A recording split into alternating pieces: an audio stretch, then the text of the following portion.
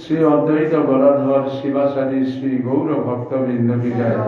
জয় রূপ সনাতন ভট্ট রঘুনাথ, শ্রীজীব গোপাল ভট্ট দাস রঘুনাথ সরগোস্বামী প্রভু কি জয়। স্বয়ং নারদ শম্ভু কুমার কপিল মনু প্রহ্লাদ জনক ভীষ্ম বলি বৈয়াস কি বয়ন দ্বাদশ মহাজন কি জয়।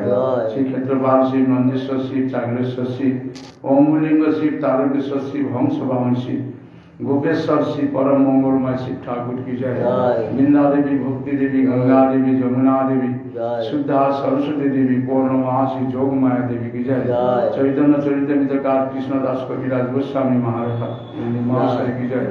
गौरी लीलार व्यासावतार ছিল বৃন্দাবন দাস ঠাকুর महाशय की जय। नामाचार्य हरिदास ठाकुर की जय। गौड़ीय वेदांत आचार्य बलदेव विद्याभूषण प्रभु की जय। विश्वनाथ चक्रवर्ती दास ठाकुर महाशय की जय। श्रीनिवास श्यामानंद प्रभुत्रय की जय। स्वरूप दामोदर राय रामानंद शक्तित्रय की जय। महाजोगपीठ की जय। श्री वृंदावन धाम की जय। श्री मायापुर धाम की जय। श्री जगन्नाथ धाम की जय। गौर मंडल गौर धाम की जय। समस्त धामवासी वैष्णव वृंद की जय। श्री कृष्ण चैतन्य मठ की जय। श्री कृष्ण चैतन्य मठे समस्त सेवक वृंद की जय। समवेत समस्त सब भक्तिमती मातृवृंदा की जय। श्रीमद् भागवतम महापुराण की जय। श्री जीव गोस्वामी पाठ एवं जगदीश पंडितेर शुभ तिरोधान तिथि महामहोत्सव की जय। श्री जीव गोस्वामी पाठ एवं जगदीश पंडितेर तिरोधान तिथि उपलक्षे हरिनाम संकीर्तन महामहोत्सव की जय। इताई गौर प्रेमानंदे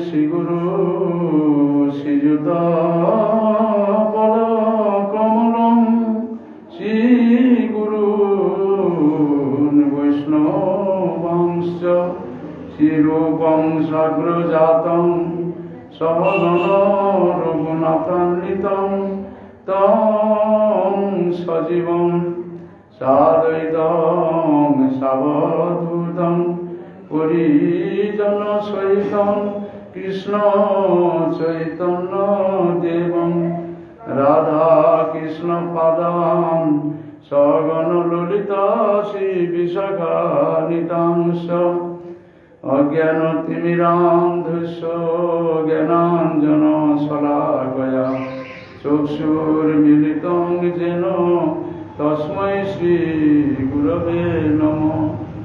दीर्घं सोमवपुर नवारुण बहिर्वासति दण्डान्वितं दिव्यं श्री गुरुगौरकीर्तन रसानन्देन मत्तं सदा गौड़ीय ज्योतीन्द्र भक्ति कमलं स्निग्धं सेवा विग्रहं वन्दे श्री मधुसूदनं गुरुवरं वेदान्त विद्यां बुद्धिं। नमो विष्णुपादाय कृष्णपृष्ठाय भूतले श्रीमते भक्ति सिद्धान्त सरस्वती नामिने श्रीवास भानुवी देवी द्वैताय कृपालये कृष्ण संबंध विज्ञान दायिने प्रभवे नमः।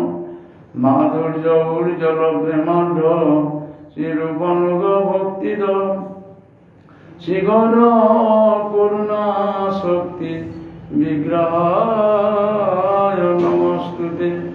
नमस्ते गौरवाणी विमुक्तये दीनतारिणे रूपानुग विरुधाव अवसिद्धान्त दन्तहारिणे।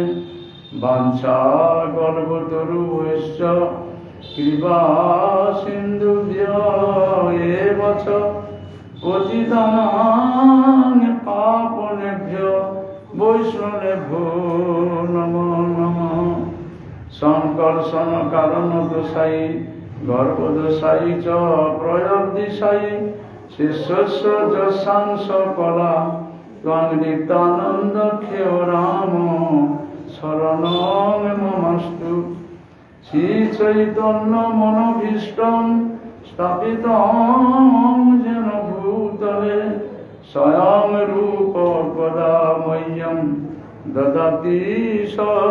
পদান্তিকম।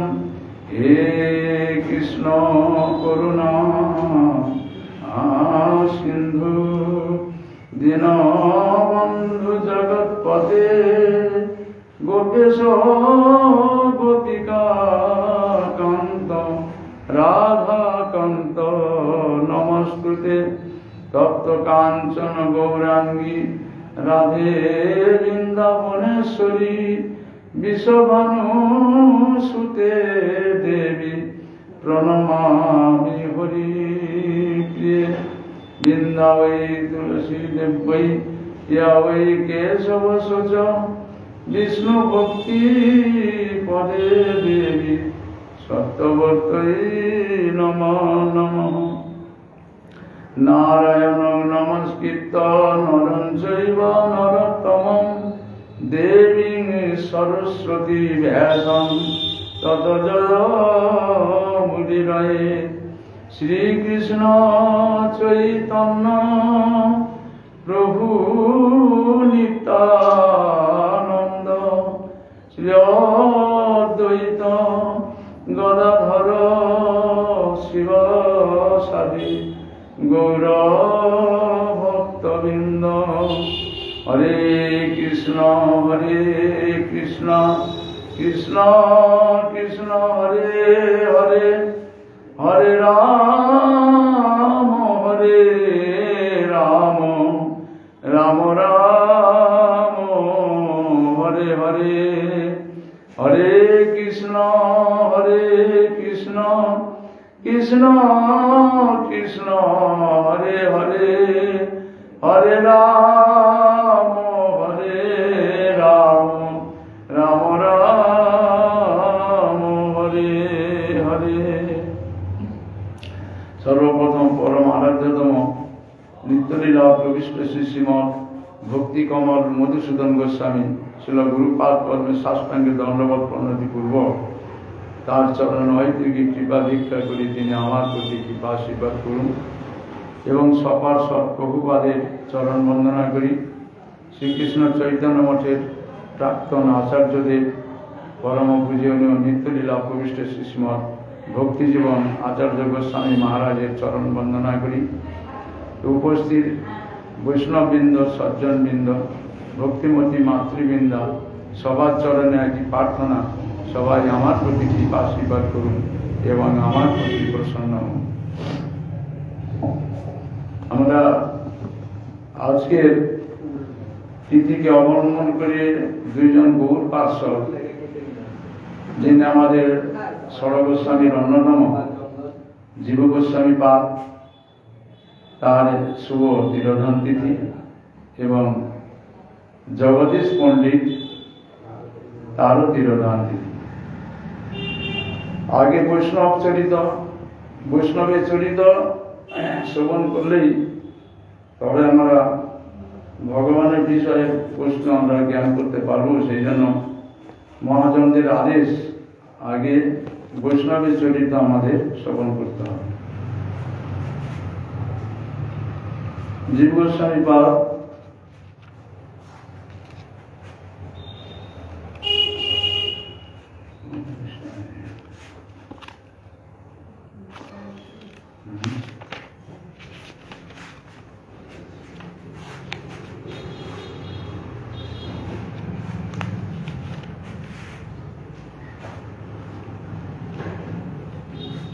জীব গোস্বামীর ভক্তি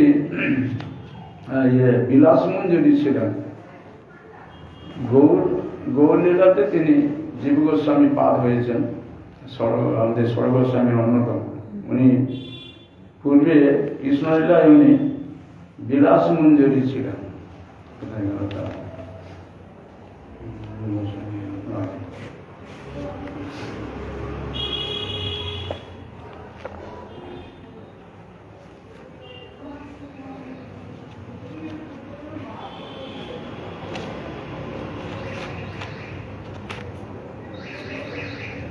রূপ সনাতন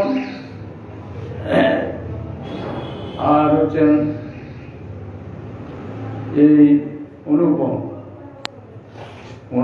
নয় বল্লভ আর কি। ওদের পূর্ববঙ্গে যশোর ডিস্ট্রিক্টেতে রূপ সনাতন তাদেরই আবির্ভাব স্থান। কিন্তু জীব গোস্বামী পাদ উনি আমাদের যে মালদা জেলা আছে রামকেলি, পূর্ববঙ্গে থেকে যখন রূপ সনাতন আমাদের রামকেলি যে মালদা জেলাতে এসেছিলেন, সেখানে হুসেন শাহর রাজধানী ছিল, আমাদের বাংলার যে রাজা, ওইখানে জীব গোস্বামী পাদ ওইখানে আবির্ভূত রামকেলি গ্রামেতে মাতুলালয়, সনাতন গোস্বামী এবং রূপ গোস্বামী মাতুলালয় ওইখানে আবির্ভূত হয়েছিলেন। শ্রীমান মহাপ্রভু যখন গিয়েছিলেন রামকেলিতে, তখন ওই আর কি রূপসনাথকে দর্শন দিয়ে ওদের মানে এই যে বিষয় আশয় থেকে তাদের ইয়ে করেছেন না, তাদের বৈরাগ্য আনাবার জন্য। মহাপ্রভু যখন গেলেন তখন জীব গোস্বামীকে দর্শন করেছিলেন, তখন বাচ্চা শিশু জীব গোস্বামী পাদ। তাই এই জীব গোস্বামী পাদ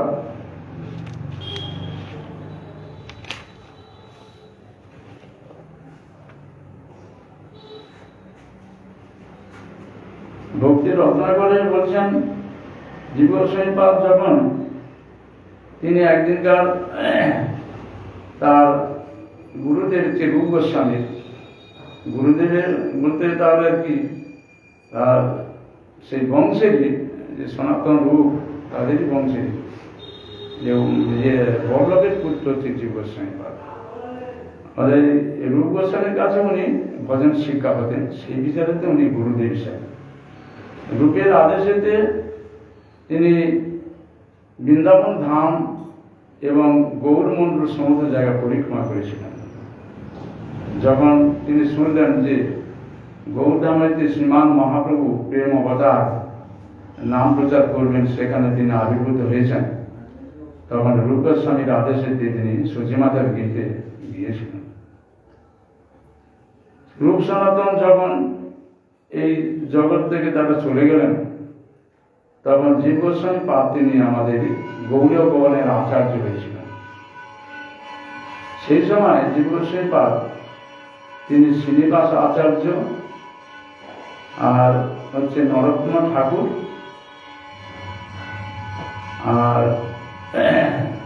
আর হচ্ছে শ্রীনিবাস আচার্য, নরোত্তম ঠাকুর, শ্যামানন্দ প্রভু, এই তিনজনকে আদেশ দিয়েছিলেন তোমরা এই গৌরধামেতে হরিনাম প্রচার করো। রাগ দেশ উড়িষ্যা, বীরভূম জেলা, গৌরমন্ডল এগুলোকে রাগ দেশ বলে। এইসব দেশেতে তারা প্রচারে আদেশ দিতে, তখন জীব গোস্বামী পাদ তিনি বৃন্দাবনে অবস্থান করছেন। রূপের আদেশে তিনি বৃন্দাবনে তিনি থাকতেন। সেখানে তার শিক্ষাগুরু রূপ গোস্বামীর আদেশেতেই তিনি ওইখানে আচার্য হয়ে এদের আদেশ দিয়েছিলেন। সেই আদেশেতে তারা নানা স্থান প্রচারে দিয়েছিলেন।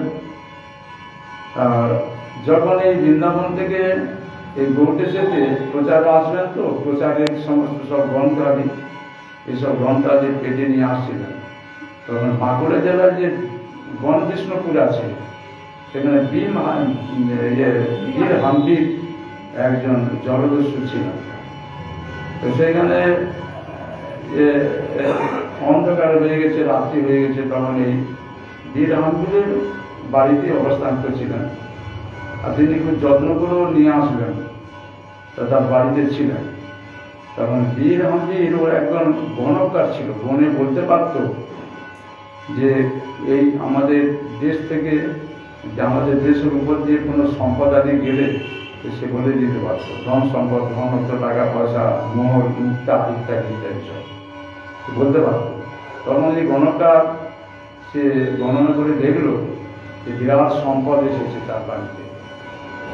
তখন কি করলো, তাদের খুব যত্ন করলেন। একটু সেই রাত্রি যাপনের সময় তখন সেই গন্তর পেটিগুলো সব চুরি করে নিয়েছিল। তখন তারা যখন সেখান থেকে আবার অবস্থান করবেন, গমন করবেন, তখন দেখলেন যে সেই গন্ধ পেটিটি নাই। তখন তারা চিন্তা করতে গেল কোথায় গেল, কীভাবে কী চুরি হলো। তারা অন্তর্জামী, তারা ভগবানের ভক্ত, তারা বুঝতে পারবেন। তথাপিও তারা কাউকে না কিছু বলে তখন সেই রাত্রি সেখানে ভাগবত পাঠ করলেন ওই গিরামন্দির বাড়ি। সেখানে ভাগবত পাঠেতেই তার ভাগবত পাঠ শুনে তখন বীর হামিদ নিজের সহজে তিনি রাজি হয়ে গেলেন যে হ্যাঁ আমি সম্পদ নিয়েছিলাম, তা আমি এই সম্পদ আমি মনে করেছিলাম মোহর মুক্ত ধন পয়সা টাকা করি, কিন্তু এই যে মহাসম্পদ যারা চোর দস্যু ডাকাত তাদের এই সম্পদ কি হবে? এই গ্রন্থাদি এটা বৈষ্ণবদের সম্পদ, এটা ভগবানের সম্পদ, বৈষ্ণবদের কাছে সেটা খুব মূল্যবান, কিন্তু জগতের জীবের কাছে কি মূল্য আছে? তারা পরবর্তীকালে বুঝতে পেরে সেই সম্পদ সব ফিরে দিয়েছিলেন। এখন ওই যে নরোত্তম ঠাকুর তিনি পূর্ববঙ্গে চলে গেলেন সেখানে প্রচারে, আর তারপরে আমাদের শ্রীনিবাস আচার্য এরা সেই সব স্থানে সব প্রচার করেছিলেন। তখন জীব গোস্বামী তখন গৌরীয় ভবনের আচার্য হয়েছিলেন। একবার জীব গোস্বামী বৃন্দাবনে অবস্থানকালীন আগ্রা থেকে রাজদূত আদি তাদের সমস্ত বিপক্ষের সঙ্গে একটা তর্ক বাঁধে। সেখানে যমুনা গঙ্গা কোনটা শ্রেষ্ঠ এই নিয়ে খুব তর্ক বেরিয়েছিল। তখন কেউ সমাধান করতে পারেনি। তখন তো রূপ সনাতন বা নিত্যানন্দ গৌরহরি তারা তো আগেই চলে গিয়েছেন। সমাধান কি করে হলে তারা শুনলেন যে বৃন্দাবনের জীব গোস্বামী বাপ তিনি গৌরব মঠের গৌরব ভবনের একমাত্র আচার্য। তারা জীব গোস্বামীকে খুব যত্ন করে নিয়ে গিয়েছিলেন আগ্রাতে, সেখানে সমাধান করে দিয়েছিলেন যে যমুনা হচ্ছে ভগবানের আত্মজ, তার আত্মা অন্তরে, আর হচ্ছে গঙ্গা হচ্ছে ভগবানের পাদযুগের জল। যদিও ভগবানের কাছে সবই সমান, কিন্তু শাস্ত্র বিচারেতে যমুনাই সর্বশ্রেষ্ঠ, ভগবান যমুনা বেশি প্রীতি, এই সমাধান করে দিয়েছিলেন। তারপরে জীব গোস্বামী যখন শ্রী বৃন্দাবনেতে রূপ গোস্বামী আদি সমস্ত যখন ভজন করছিলেন, তখন সেইখানেতে উনি জীব গোস্বামী পাদের রূপ গোস্বামী পাদের কাছে উনি থাকতেন থেকে ওই এখানে আমাদের বহুবার কয়েকটা কথা লিখেছেন, এগুলো আমাদের স্মরণ রাখা দরকার যে এইসব জড় প্রতিষ্ঠা যোগ্য এক দিগ্বিজয় পণ্ডিত নিষ্কিঞ্চন রূপ সনাতনের নিকট জয়পত্র চেয়েছিলেন, যেন আমাদের গৌধামেতে আমাদের যে দিগ্বিজয় পণ্ডিত কেশব কাশ্মীর, কেশব দেশের পণ্ডিত, কাশ্মীর দেশের পণ্ডিত, হ্যাঁ কেশব কাশ্মীর, তা উনি এসে মহাপ্রভুকে জয় পতাকা চেয়েছিলেন। তখন মহাপ্রভু আপনারা সবাই জানেন তার শাস্ত্র তর্কের দ্বারা সে পরাজিত হলো, স্বয়ং ভগবান তিনি, আর তার কাছে জয় পতাকা চাইছে, সে পরাজিত হয়ে গেছিল কেশব কাশ্মীর।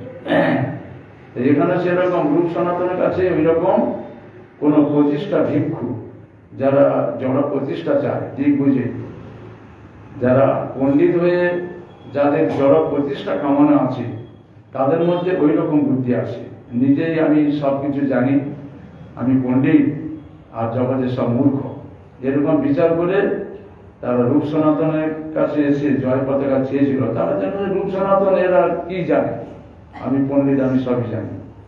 জয় পতাকা চাহাতে রূপ সনাতন তাদের জয় পতাকা লিখে দিয়েছিলেন। তারপরে জীব গোস্বামীর কাছে তারও চেয়েছিল সে পণ্ডিত যে তুমিও জয় পতাকা লিখে দাও, মানে তিনি পরাজিত, কিন্তু জীব গোস্বামী তিনি ওই দিগ্বিজয়ের সঙ্গে দেখা করে তাকে পরাজয় করেছিল। এদের যারা সহজিয়া যারা তারা জীব গোস্বামীর পাপকে নিন্দা করেছে, যেহেতু রূপ গোস্বামী সনাতন গোস্বামী তার গুরুবর্গ, তারা জয় পতাকা দিয়েছিল কিন্তু ইনি দিলেন না, ইনি বিপক্ষ হয়ে তার সঙ্গে এরকম পক্ষাদি যুদ্ধ করে শাস্ত্র যুদ্ধের দ্বারা তাকে পরাজিত করলেন। এই জন্য তার যে তিনাতকি সুনির যে অমানি মানব ধর্ম তার মধ্যে নাই, জীব গোস্বামীর মধ্যে নাই।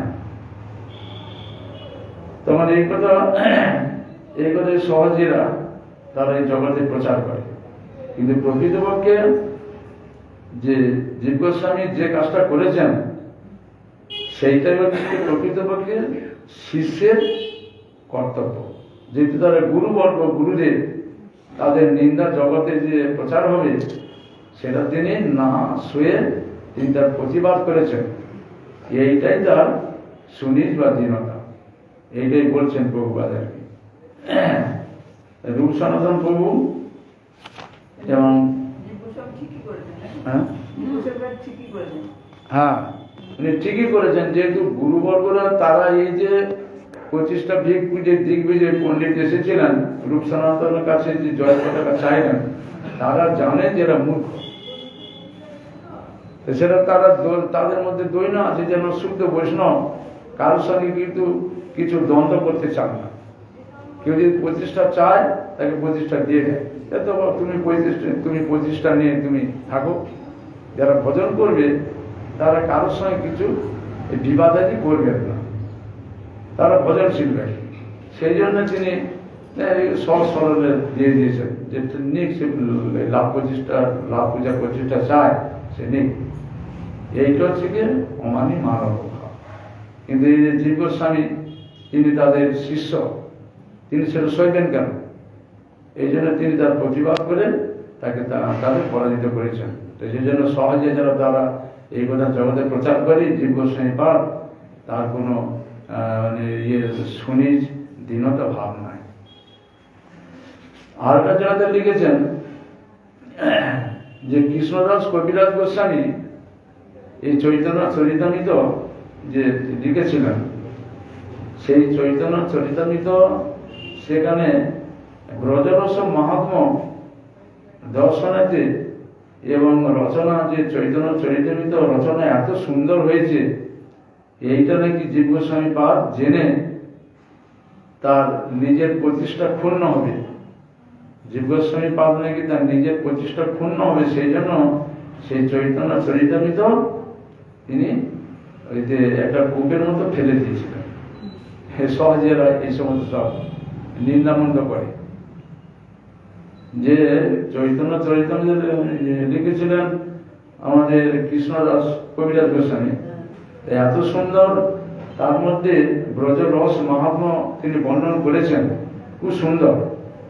এইটা নাকি জীব গোস্বামী পাদের নাকি হিংসার উদয় হয়েছে, তাহলে আমার এখানে কিছু সম্মান থাকবে না, কৃষ্ণদাস কবিরাজের সম্মান হবে না। উনি নাকি হিংসা করে যে ঘন্টাখানি কোনো কূপের মধ্যে ফেলে দিয়েছেন, তা এইটা ফেলে দেওয়াতে কৃষ্ণদাস কবিরাজ নাকি তিনি দেহত্যাগ করেছেন। এইটা বলছেন যে এই কৃষ্ণদাস কবিরাজের এক শিষ্য, তার নাম হচ্ছে মুকুন্দ, সে নাকি চৈতন্য চরিতামৃত সেটা নকল করে রেখেছিল, নোট করে রেখেছিল। সেইটাই পরবর্তীকালে সেটা ছাপিয়ে জগতে প্রচার হয়েছে। এইরকম বলছে। তা সেই জন্য এই যে জীব গোস্বামী পাদের এই সমস্ত নিন্দাগুলো প্রভুপাদ বলছেন এগুলো সমস্ত মিথ্যা। যদি আমাদের গৌড় সম্প্রদায়ের যারা আশ্রয় হয়েছে তারা এইসব কথাতে কান না দেয়, বৈষ্ণব নিন্দা শুনলে তাদের অপরাধ হবে, তারা ভজনে আর অগ্রসর হতে পারবে না।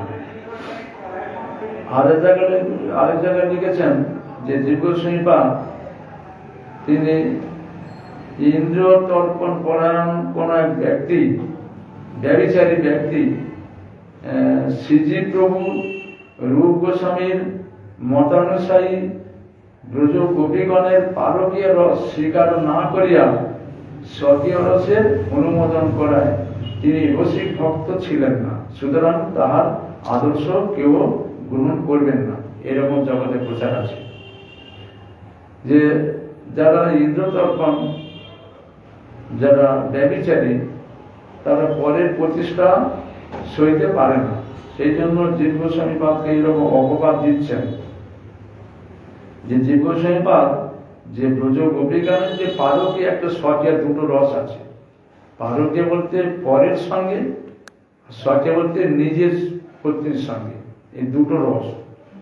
স্বকীয় রসটাই জীব গোস্বামীপাদ জগতে তিনি সেইটাকে প্রাধান্য দিয়েছিলেন। তার কারণ হচ্ছে অধিকার অনুযায়ী এইসব রসের আশ্রয় করে ভজন করতে হয়।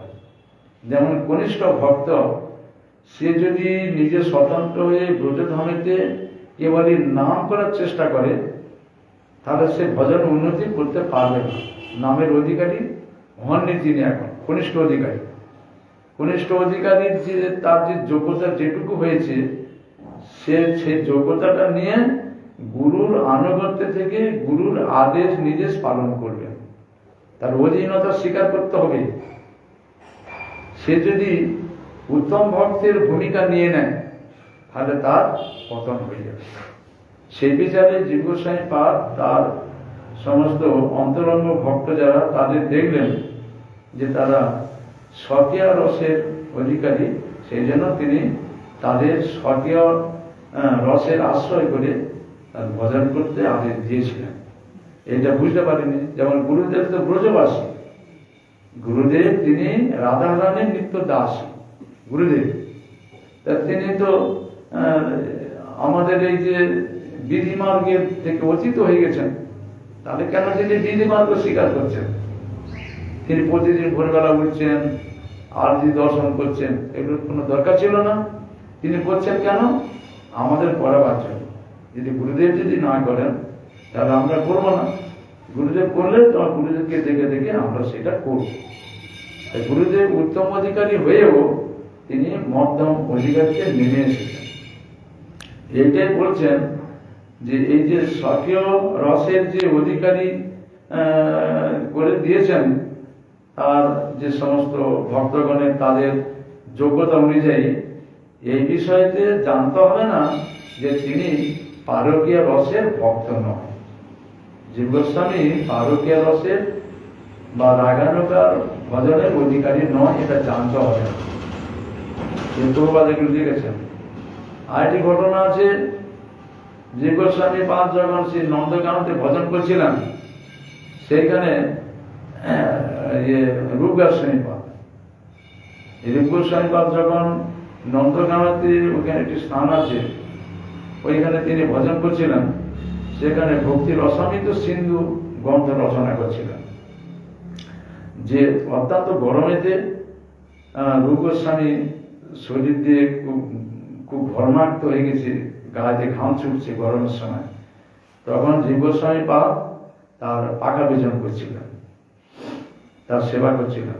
সেই সময় কাশীর যে ত্রিবেণী সঙ্গম আছে, তারই অপোজিটে 2.5 গ্রাম বল্লভ ভট্টাচার্য, তিনি তার পূর্বের পরিচয় ছিল মহাপ্রভুর সঙ্গে। মহাপ্রভু তার বাড়িতে গিয়েছিলেন, সেখানে অনেক যত্ন করে সেবাদি করেছেন। সেই জন্য মাঝে মাঝে তিনি বৃন্দাবনে আসতেন। কি ওই বল্লভ ভট্ট, বল্লভ ভট্ট ওই সময় বৃন্দাবনে এসেছিলেন। তখন তিনি ওই দেখলেন রূপ গোস্বামীপাদ তিনি ভক্তি রসামৃত সিন্ধু গ্রন্থ রচনা করছেন, আর জীব গোস্বামীপাদ তার পাখা বেজন করছেন। তখন বল্লভ ভট্টকে দেখে জীব গোস্বামীপাদ বলছেন যে আপনি কৃপা করে এসেছেন, আমারই সৌভাগ্য, আমি একটা গ্রন্থ রচনা করছি ভক্তি রসামৃত সিন্ধু, তাই কৃপা করে কোনো ভুল টুল থাকলে আপনি যদি দেখে দেবেন। স্বাভাবিক বৈষ্ণবরা কোনো বৈষ্ণবকে দেখলে তাদের কাছে আবেদনও করে, নিজে সব জানি, নিজে করতে পারি, এইরকম তাদের ভিতরে এই ভাব নাই। তা তখন তিনি বললেন ঠিক আছে, আপনার যেসব জায়গাতে আছে সেগুলো আমি সব প্রুফ দেখে আমি ঠিক করে দেবো আপনাকে। তা এই কথা বলে উনি যমুনাতে স্নান করতে গেলেন। জীব গোস্বামীপাদ তখন সেটা শুনলেন, সব শুনে তিনি মনে একটু রুষ্ট হলেন।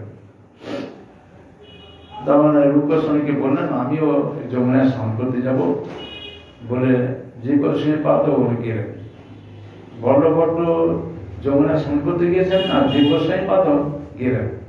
স্নান করতে গিয়ে তখন এই জীব গোস্বামীপাদ ওই বল্লভ ভট্টকে বলছেন, আপনি যে বললেন আমার গুরুদেবের ভুল আছে, কোথায় ভুল আছে, কি ভুল তা দেখেছে বলে, তখন তিনি বল্লভ ভট্ট বললেন এই স্থানেতে একটু ব্যতিক্রম আছে।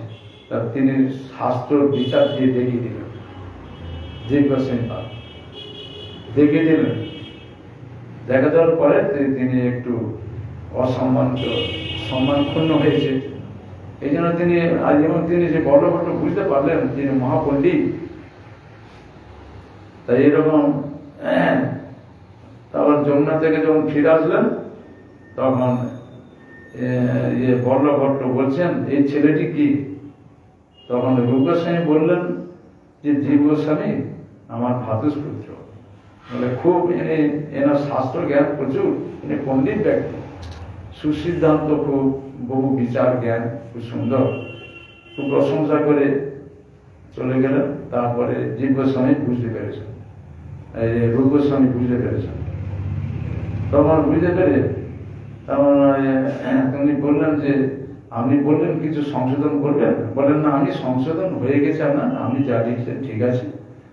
তখন রূপ গোস্বামী বুঝতে পেরে তখন জীব গোস্বামীকে বলছেন যে তুমি বল্লভ ভট্টকে কি বলেছ?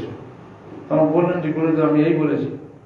তখন একটু মৃদু হেসে অল্প একটু শাসনমুখী হয়ে তাকে বললেন যে তুমি এখন তোমার পূর্ব আশ্রমে যাও। তাই গুরুদেবের কথা শুনে উনি এবং বলেছিলেন তুমি পূর্বাশ্রমে যাও আর পরবর্তীকালে তুমি বৃন্দাবনে এসো। এই কথা বলে রূপ গোস্বামী আবার লেখনীতে মনোযোগ দিয়েছেন। তখন সেই সময়তে তখন জীব গোস্বামী গুরুদেবের আদেশ পালনার্থে উনি একটু অনতি দূরে গিয়ে নন্দঘাট বলে একটি জায়গা আছে, সেইখানে গিয়ে উনি অবস্থান করলেন। তারপরে ওই যে গুরুদেবের আদেশ তাকে চলে যেতে বলেছেন, তাকে আবার আসতে বৃন্দাবনে যেতে বলেছেন, কিন্তু গুরুদেব যত পর্যন্ত তাকে না আবার আহ্বান করবেন তত পর্যন্ত আসতে পারছেন না। সেই জন্য ওই ঘাটেতেই কিছু ভিক্ষা করে খেয়ে অল্প কিছু ভোজন নাজন করে অবস্থান করতেন। সেটা শরীরটা খুব ক্ষুণ্ণ হয়ে গেছে, রোগা হয়ে গেছে। তখন এই ব্রজবাসীরা তারা দেখে তখন চিন্তা করলো যে ইনি রূপ গোস্বামীর সেবক, কিন্তু এখানে যে আছে তাহলে নিশ্চয়ই কোনো কিছু হয়েছে। তখন আর কি সনাতন গোস্বামীর কাছে সেই খবরটা গেল যে জীব গোস্বামী পাদ এরকম নন্দঘাটেতে ভজন করছেন, রূপ গোস্বামী ভজন কুঠিয়াতে নাই। তখন শুনে সনাতন গোস্বামী এসে আবার জীবকে বুঝিয়ে রূপের কাছে নিয়ে গেলেন, গিয়ে আবার তাকে আবার সেবা স্বীকার করেছিলেন। তো এইটা নিয়ে অনেকে নিন্দা করেছেন যে জীব গোস্বামী পাদ এরকম তার বৈষ্ণব নিন্দা হয়ে গেল। গুরুদেব তাকে বললেন এটা সংশোধন করো, কিন্তু জীব গোস্বামী পাদ গুরুরূপের গুরুগিরি করেছে। বাস্তবতা তা নয়, শিষ্যের কার্য এটাই, শিষ্যের কর্তব্য এইটাই যে গুরুদেবের মান সম্মান রক্ষা করা, গুরুর পরিচয় দেওয়া, গুরুর মান সম্মান রক্ষা করা, গুরুদেবকে বড় আসনে বসে রাখা, এইটা যে শিষ্যের কর্তব্য। শিষ্যের কর্তব্য তিনি শিষ্যই করেছেন জীব গোস্বামী পাদ। এগুলো সবাই এইসব আছে, এইসব প্রবাদগুলো আছে। জীব গোস্বামী পাদ তিনি যখন এই শ্রী বৃন্দাবনে যখন অবস্থান করছিলেন, আমাদের এই মীরাবাইয়ের সঙ্গে ওখানে তার দেখা হয়েছিল। মীরাবাই জগতে যার খুব প্রশংসা আছে। মীরাবাইও জীব গোস্বামী পাদের খুব প্রশংসা করেছেন, কিন্তু জীব গোস্বামী পাদ মীরাবাইকে তিনি কিছু প্রশংসা করেননি আর কিছু নিন্দা করেননি। মীরাবাই সে ভগবানের ভজনা করেছেন। মীরাবাই সে বলেছিল যে জগতের কোন মরণশীল ব্যক্তি গলায় মালা দেবে না, বলেছিল না মীরাবাই? সেই কথা বলে তারপরে বৃন্দাবনে গিয়ে তিনি ভজন করেছেন। তা সেই কথা নিয়ে জীব গোস্বামী পাদের সঙ্গে অনেক আলোচনা হয়েছে। এটা জগতের মানুষ জানে যে ভগবানের ভজন করলেই ভক্ত, কিন্তু এই যে মীরাবাই কোনো পুরুষের গলায় মালা দেবে না, কোনো পুরুষের আনুগত্য করবে না ঠিকই, কিন্তু সে যে ভগবানকে পাবে ভজন করলেই, নাম করলেই, ভজন করলেই যে ভগবানকে পাবে এমন কোনো কথা না। এইটা হচ্ছে সিদ্ধান্ত। তা জীবগোস্বামী পাল এইটাই বলেছেন যে তিনি যে ভজন করেছেন কিন্তু গুরু আশ্রয় করে, গুরু আশ্রয় করে। জগতের জীব তারা যদি ভগবানের ভজন করে গুরুকে লঙ্ঘন করে তাহলে ভগবানকে পাওয়া যাবে না, ভজন হবে, ভগবানকে পাওয়া যাবে না। তা সেই এই জন্য মীরাবাইয়ের যে এই সমস্ত যে তার যে সিদ্ধান্ত বা এই যে ভজন, এটাকে জীবগোস্বামী পাল স্বীকার করেন। শাস্ত্রে আছে বাল্যবেলায় তার পিতার আশ্রয় থাকতে হবে, পিতা মাতার আশ্রয়, তারপরে শিষ্য গুরুর আশ্রয় এবং স্ত্রী জাতির স্বামীর আশ্রয়। স্বামীর আশ্রয় যদি না থাকে তাহলে সেই স্ত্রী নিন্দনীয় হবে। যদি শিষ্য হয়ে যদি গুরুর আশ্রয় না থাকে তাহলে সেও শাস্ত্র লঙ্ঘন করবে। এই সমস্ত শাস্ত্রের কথা আছে। মীরাবাইয়ের যে ভজন সেটাকে তিনি স্বীকার করেননি আর নিন্দাও করেননি। এইসব শিক্ষা দিয়েছেন আমাদের জীবগোস্বামী পাল। আরেকটি বিষয়, আমাদের এই যে আরেকজন ওই রকম তিনি ভজন করেছিলেন আমাদের ইয়েতে রাজশাহী জেলাতে, যেখানে আমাদের পুণ্ডরীক বিদ্যানিধির আবির্ভাব স্থান, রাজশাহী জেলা পূর্ববর্তী। সেখানে নরেশ নারায়ণ রাজার কন্যা ছিলেন শচী। তো সেই শচীও বলেছিল যে আমি কোনো পুরুষকে বিবাহ করব না। যখন এই নরেশ নারায়ণ অনেক বয়স হয়ে গেল তখন এই কন্যাকে বললেন যে শচী, আমি এখন তো বৃদ্ধ হয়ে গেছি, তা আমার পিতার যে কর্তব্য সেটা আমি করতে চলেছি। তখন আর কি উনি বাবার ইঙ্গিতে বুঝতে পারলেন, বুঝতে পারলে তার পিতাকে বললেন যে আমাকে বিবাহ কথা বলবেন না, আমি কোনো পুরুষের বিবাহ করব না। তখন নরেশ নারায়ণ বললেন যে তা তো হয় না, এ সকলের একটা কর্তব্য আছে, তা তুমি যদি না বিবাহ করো তাহলে আমার একটা কার্যটা অসমাপ্ত থাকবে। এইভাবে চিন্তা করতে করতে করতে মানে দেহত্যাগ করলেন। তখন শচী কিছুকাল রাজত্ব করার পরে তারপরে তিনি বৃন্দাবনে চলে গেছিলেন। দুটো জীবনী কথা বলছি আর কি। উনি চলে গিয়ে হরিদাস পণ্ডিত, অনন্ত আচার্যের শিষ্য হরিদাস পণ্ডিত, তিনি গদাধর পণ্ডিতের গুরু পরম্পরায় ভক্ত। গদাধর পণ্ডিত যিনি রাধার অবতার, গদাধর পণ্ডিতের গুরু পরম্পরা, গদাধর পণ্ডিতের শিষ্য, তার শিষ্য, তার শিষ্য, এবং শিষ্য পরম্পরার মধ্যে যে আচার্য অনন্ত আচার্য, তারই শিষ্য হরিদাস পণ্ডিত, তাকে আশ্রয় করেছিলেন শচী। আশ্রয় করে তখন ওইখানে গুরুদেবকে বললেন আমি এখানে ভজন করবো, আমি আর বাড়ি ফিরে যাব না। তথাপি গুরুদেব অনেকগুলো বললেন তুমি যুবতী, তোমার কোনো স্বামীর আশ্রয় থেকে ভজন করা উচিত। তথাপি শুনতে চাইলেন না। সেখানে অনেকে স্থান দিয়েছিলেন, সে ভজন করছিলেন। করতে করতে এক সময়তে আমাদের যে শ্রীক্ষেত্র ধামে, জগন্নাথ ধামেতে সার্বভৌম ভট্টাচার্য যে রাধা রসিকলাল বিগ্রহ, ওনার প্রথমে সার্বভৌমের সেপিত বিগ্রহ হচ্ছে রাধা দামোদর। সেই বিগ্রহ ওখানে প্রথমেই তিনি রাধা দামোদর শিলা, নারায়ণ শিলা, নারায়ণ শিলার নাম হচ্ছে গিয়ে রাধা দামোদর। তা ওই জায়গায় পূজারি আর ছিল না, তো ওই জায়গাটা পূজা বন্ধ হয়ে যাচ্ছিল। এই জায়গাটা প্রায় সব ধ্বংসের দিকে চলে যাচ্ছিল।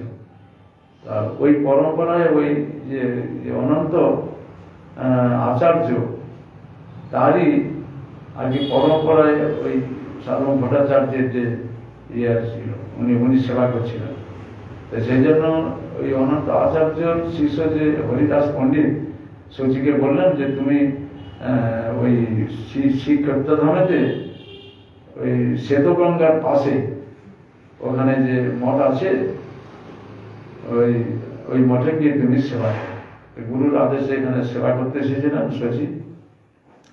সেবা করতে করতে করতে করতে তখন এই যে পৌষের বারণী স্নান একটা আছে, কুমারী অবস্থায় উনি সেই স্নানে যে যেতেন, সেই তিথি আসাকালীন তখন এই রাধা দামোদরকে বলছেন যে আমি এদের স্নান করতে যাবো, কিন্তু পূজাকে সামলাবে, কাউকে দেখছি না, কি করবো। তখন তখন জগন্নাথদেব তার প্রতি প্রসন্ন হয়ে গঙ্গা আনয়ন করেছিলেন, সেদ্ধ গঙ্গাকে। গঙ্গার জল ছিল না, কিন্তু তার সেই বারণী পৌষে বারণী টিটিতে জল এসেছিল। তো সেই জলেতে উনি স্নান করতে নেমে, আর ওই জগন্নাথের মন্দিরের যে গেটের ভিতরে 3টে যে প্রাচীর আছে তার ভিতরে স্রোতেতে চলে গেছিল। তখন পাহাড়াদার যে থাকে সব তারা দেখে চিন্তা করলো যে এর ভিতরে কি করে ঢুকলো, নিশ্চয়ই যে ধন সম্পদ চুরি করার জন্য এসেছে বলে তখন কটকে খবর দিয়ে দিল। তখন কটকে রাজা বললেন, ওকে রাখো, আমি পরবর্তীকালে আমি যাচ্ছি, বিচার করে তার যেটা হবে শাস্তি হবে। তা রাজা পরবর্তীকালে এসে তাকে বললেন যে এরকম অবস্থা, তিনি কি করে এলেন, নানা রকম জিজ্ঞাসা করার পরে তিনি বললেন, সতীদেবী সবই বললেন, যেরকম গঙ্গা স্নান করতে এসে আমি এইরকম ভিতরে, কিন্তু আমি নিজের ইচ্ছাতে বা কিছু জগন্নাথের সম্পদ চুরি করার জন্য তাদের আটকে রেখেছিল। তারপরে কটকে রাজার কাছে জগন্নাথ দেব স্বপ্ন দিলেন যে মহাভক্ত আমারই খুব প্রিয়, তুমি তাকে শাস্তি দিচ্ছ, করছো, যাও থেকে এখানে বন্ধন থেকে তাকে মুক্ত করে দাও। জগন্নাথের কথাতে মুক্ত করে দিয়েছিলেন। পরবর্তীকালে ওই রাজাই তার কাছে হরিনাম দীক্ষা নিয়েছিলেন। দেখুন এই যে সচী দেবী গঙ্গা মাতা গোস্বামী নাম হলো পরবর্তীকালে। উনি আচার্যের কাজ করেছেন, গুরুদেবের কাজ করেছেন। এইসব সিদ্ধান্ত দিচ্ছেন যে গুরুকে লঙ্ঘন করে যে ভক্ত ভগবানের ভজন করে সে ভগবানকে পায় না।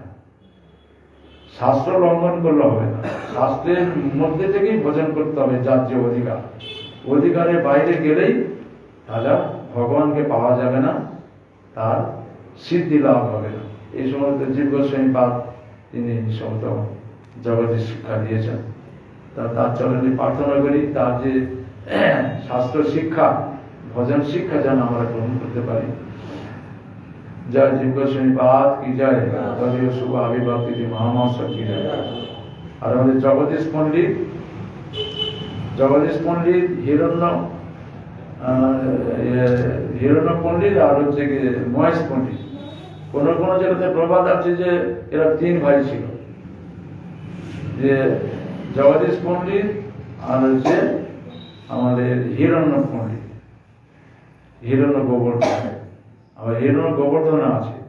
এরা 2 ভাই, এরা পূর্বে কৃষ্ণলীলায় যোগ্য পত্নী ছিলেন। যে যোগ্য পত্নীর কাছে মহাপ্রভু একবার পরীক্ষা করার জন্য ইয়েকে বলেছিল, নারদকে বলেছিল যে আমার ইয়ে হচ্ছে, ওই অত্যন্ত ক্ষুধা লেগেছে, তা কিছু ভোজ্য বস্তু নিয়ে এসো। তখন আর কি গিয়েছিলেন, যজ্ঞ করছে ব্রাহ্মণদের কাছে। ব্রাহ্মণরা বললেন যে এখন তো আমরা যজ্ঞতে ব্যস্ত, এখন আমরা দিতে পারবো না। তো ফিরে আসলেন, তখন ভগবান আবার বললেন যে যাও তাদের প্রতিনিধির কাছে গিয়ে চাও। তখন সেই প্রতিনিধির কাছে গিয়ে যে বলেছেন, সঙ্গে সঙ্গে তারা একেবারে প্রস্তুত, সঙ্গে সঙ্গে ভোজ্য বস্তু নিয়ে ভগবানের কাছে এসে পৌঁছে দিয়েছিলেন। সেই যোগ্য প্রতিনিধির অবতার তারা ছিলেন এই জগদীশ পণ্ডিত আর হিরণ্য পণ্ডিত। তাদের শ্রীপাদ হচ্ছে গিয়ে জগদীশ পণ্ডিতের শ্রীপাদ আমাদের চাকদা যশোরা বাড়ি। সে হিরণ্য আর জগদীশ পণ্ডিত উনি আবার সেই ক্ষেত্রধামেতে গিয়েছিলেন। গিয়ে তখন জগন্নাথকে দর্শন করে তার এমনভাবে আগ্রহ হলো যে জগন্নাথকে যদি আমি পেতাম তার সেবা করতাম। তখন এইরকম ভিতরের অন্তরের যে ভাবটা জগন্নাথের বুঝতে পেরে তার স্বপ্ন জগতে জানিয়েছিলেন, আমি তোমার কাছে যাব। জগন্নাথ যে আমাদের জগন্নাথের রথযাত্রা হয়, যখন নবকলেবর হয়, তখন পুরানো যে বিগ্রহ সেগুলো সমাধিস্থ করা হয়। সেই সমাধি থেকে সমাধিস্থ সেই জগন্নাথের তাকে নিয়ে এসেছিলেন চাকদাতে যশোরায়। প্রথমে জগদীশ পণ্ডিত খুব ভয় পাচ্ছিলেন যে এত বড় বিগ্রহ আমি এত দূর পথে কি করে নিয়ে যাব। জগন্নাথদেব তিনি স্বপ্ন যোগে বললেন যে আমি একেবারে ওই এর মতো যেরকম সোলের মতন হালকা হয়ে যাব, ভগবান নিজেই বললেন। তারপর তাকে বাঁকে করে সেই ইয়ে থেকে এনেছিলেন শ্রীক্ষেত্র নামে দিয়ে, এখন পর্যন্ত আছে জগন্নাথে। আর বাঁকটাও এখন আছে। তা তিনি ওইখানে তিনি অবস্থান করতেন। গৌরাঙ্গ মহাপ্রভু সেই যোগপীঠে যখন আবির্ভূত হয়েছিলেন, এক সময় তিনি একাদশী তিথিতে খুব কন্দন করছেন, এত কন্দন করছেন হাতটা ছুঁড়ে, আর তাকে কিছুটা থামানো যাচ্ছে না। সচি মাতা বলছে, বাবা তুমি কি চাও বলো, তোমাকে আমি তাই দিব। তখন তবুও কাঁদছে। তা কাঁদতে কাঁদতে কাঁদতে কাঁদতে যখন হরিনাম করলো, তখন একটু থেমে গেল। তখন বলছে, বাবা তুমি কি চাও বলো, তোমায় আমি দেবো সেই জিনিস। তখন বলছে, মা একাদশীর দিনেতে জগদীশ আর হিরণ্য তারা অনেক কিছু ভগবানের সব ভোজ্য বস্তু তৈরি করেছে, সেইগুলো যদি আমাকে এনে দাও তাহলে আমি ছু করবো। তখন তার আশ্চর্য হয়ে গেল যে বাচ্চা শিশু কি করে জানো, কোথায় এত দূর পথে তারা এই সমস্ত করেছে, তাই এটা কি করে জানলো? তখন আশ্চর্য হয়ে গেল। তা বললো তারা ঠিক আছে বলে সেখানে মহাপ্রভুকে নিমাইকে নিয়ে গেল। আমাদের জগদীশ পণ্ডিত খুব আনন্দিত হয়েছিলেন। তারা তো পূর্বে তো সেই তো যোগ্য পত্নী ছিল, তারা ভগবানের ভোজন করাতেন।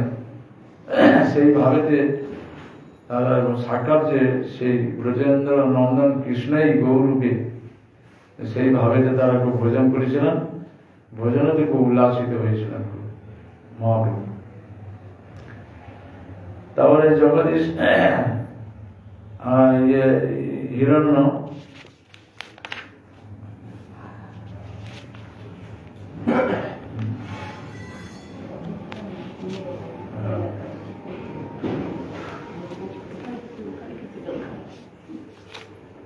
এইভাবে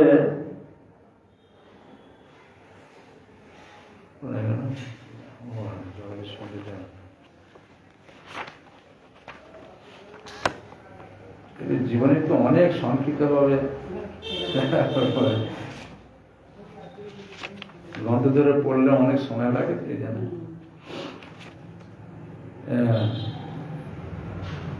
পানিহাটিতে এই জগদীশ পণ্ডিত যখন রঘুনাথ দাস গোস্বামী দধিচের উৎসব করেছিলেন, সেখানে গিয়েছিলেন।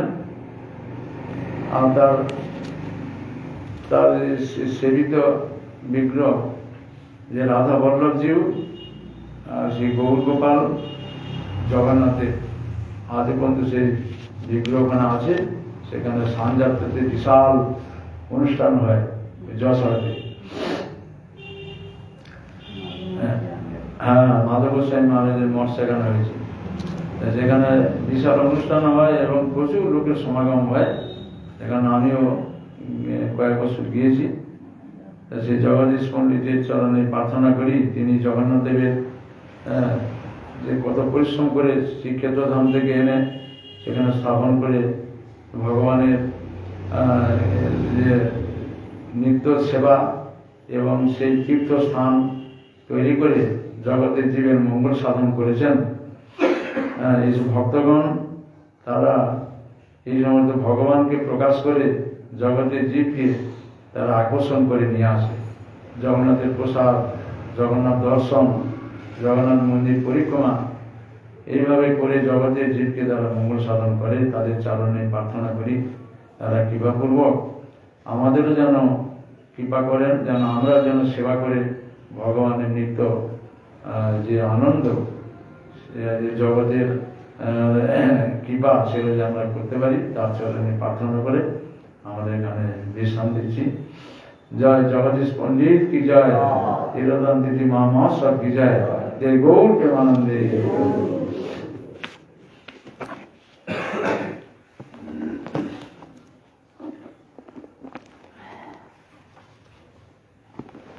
আমরা গতকাল শুনছিলাম যে শ্রীমান মহাপ্রভু এই কুর্মক্ষেত্রের দিকে, তারপরে তিনি ওই পশ্চিম গোদাবরীতে এসেছেন। পশ্চিম গোদাবরীতে এসে তখন তিনি একটি গাছে গোড়াতে বসে আছেন এবং সেখান দিয়ে রায় রামানন্দ পালকিতে চড়ে তিনি যাচ্ছেন গোদাবরীতে স্নান করতে। মহাপ্রভুকে দেখে তিনি রথ থামাতে বললেন, পালকি থামাতে বললেন। তারপরে পালকি থেকে নেমে তিনি সেই মহাপ্রভুর কাছে গেলেন। মহাপ্রভুকে দণ্ডবোধ করার পরে দুজনের সঙ্গে অনেক আলাপ পরিচয় হলো। তিনি বললেন, মহাপ্রভু বললেন যে আমি সার্বভৌম ভট্টাচার্যের মুখে আমি শুনেছি, তার কথা শুনে আপনার কাছে এসেছেন। বললেন যে আমি তো শূদ্র অধম বলে নানা রকম নিজেকে বিনম্র ভাব প্রকাশ করলেন মহাপ্রভুর সঙ্গে। মহাপ্রভু বললেন, না তুমি উত্তম। এই মতো তারপরে দেখছেন যে শ্রীমান মহাপ্রভু তাকে আলিঙ্গন করছেন। তো সেইটা থেকে সেসব বৈদিক ব্রাহ্মণ এসেছিলেন, তারা বিচার করছেন যে ইনি শূদ্র। শূদ্র বলতে এই বিচারের শূদ্র যে আমাদের যে ব্রাহ্মণ ক্ষত্র বৈশ্য শূদ্র না। যদি রাজার কাছে কেউ যদি তার অনুগত হয়ে তার কার্য করে তাকেও শূদ্র বলা হয়।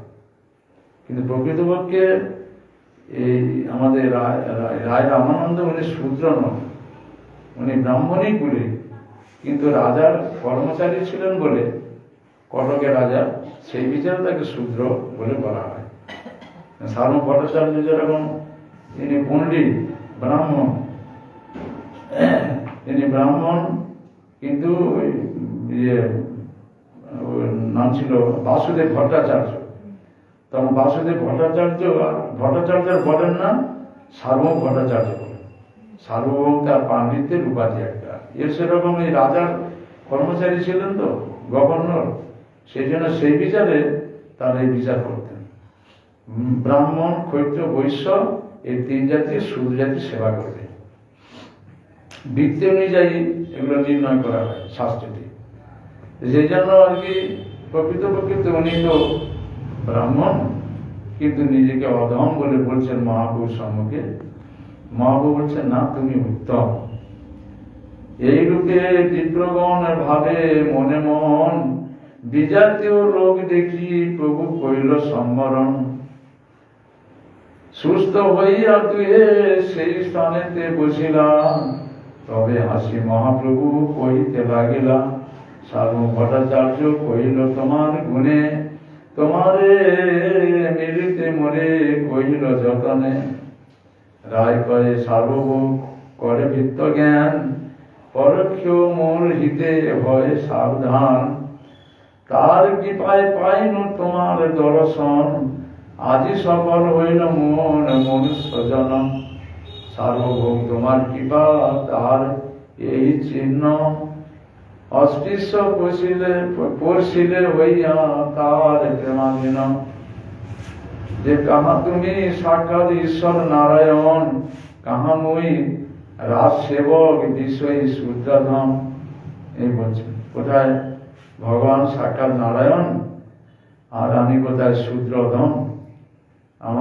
আমাকে আমি আলিঙ্গন করছেন। মোর পর্শে না করিলে ঘৃণা বেদ হয়, মোর দর্শন তোমা বেদে নিষেধ হয়।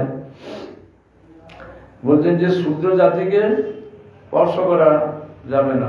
বেদে তো বলা আছে শূদ্রের কোনো ভাগবতের পাঠ করার অধিকার নাই, ভগবানের সেবা করার অধিকার নেই। এই শূদ্র জাতি থেকে সেই জন্য আগে ব্রাহ্মণ দীক্ষা দিয়ে ভগবানের সেবার অধিকারী করাতে হয়। এগুলো সব বেদেতে নিষেধ ছিল, কলিযুগে তো এগুলো আর নিষেধ নাই। ভগবান এরকম বিচার দিচ্ছেন, যার মধ্যে যে গুণ তাকে সেই বর্ণ করা হয়। যে শূদ্রের মধ্যে যদি ব্রাহ্মণ গুণ পাওয়া যায়, সেবাবৃত্তি, তাহলে সেই ব্রাহ্মণ। সেই বিচারে বলছেন যে রামানন্দ বলছেন যে বেদে তো এগুলো নিষেধ করা আছে শূদ্র জাতিকে স্পর্শ করা, কিন্তু আপনি কৃপা করে যে আমাকে স্পর্শ করছেন, এটা বেদেতে নিষেধ করা আছে। তোমার কৃপায় তোমার করায় নিন্দ কর্ম, সাক্ষাৎ ঈশ্বর তুমি, কে জানে তোমার মর্ম। আমার নিস্তারিতে তোমার ইহা আগমন, পরম দয়ালু তুমি পতিত পাবন। মহান্ত স্বভাবে তারিতে পামর, নিজ কার্য নাই তবু জান পরঘর। রামানন্দ বলছেন যে বৈষ্ণবগণ পরম দয়ালু, তারা পতিত পাবন। পতিত জীবকে উদ্ধার করার জন্য তারা সবসময় ব্যস্ত। তাদের কোনো নিজ কার্য না থাকলেও তারা পরের বাড়িতে যায়। মহতং বিচলনং দীনং গৃহীণং দীনচেতসাং, নিঃশ্রেয়সায় ভগবদ নান্যথা কল্পতে ক্বচিৎ। ওইটা বলছেন যে হে ভগবান দীনচেতা,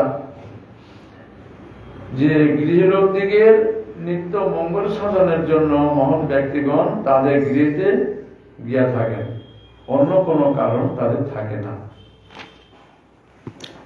আমার সঙ্গে ব্রাহ্মণ আদি শতেক জন, তোমার দর্শনে সবার দ্রবীভূত মন। রামানন্দ আরো বলছেন যে আমার সঙ্গে সমস্ত যে বৈদিক ব্রাহ্মণরা আছে, তোমার দর্শনে পর্শনে তারা খুব দ্রবীভূত হয়েছে। কৃষ্ণ হরি নাম শুনি সবার বদনে, সবার অঙ্গ পুলকিত অশ্রু নয়নে। এই যে কৃষ্ণ হরি আপনার সিংহকে যে সমস্ত নাম তারা শুনে, তাদেরও তাদের পুলক অশ্রু নয়নে সব বহির্গত হচ্ছে। অকীর্ত আকীর্তে প্রকৃতে তোমার ঈশ্বর লক্ষণ, জীবে না সম্ভবে অপ্রাকৃত গুণ।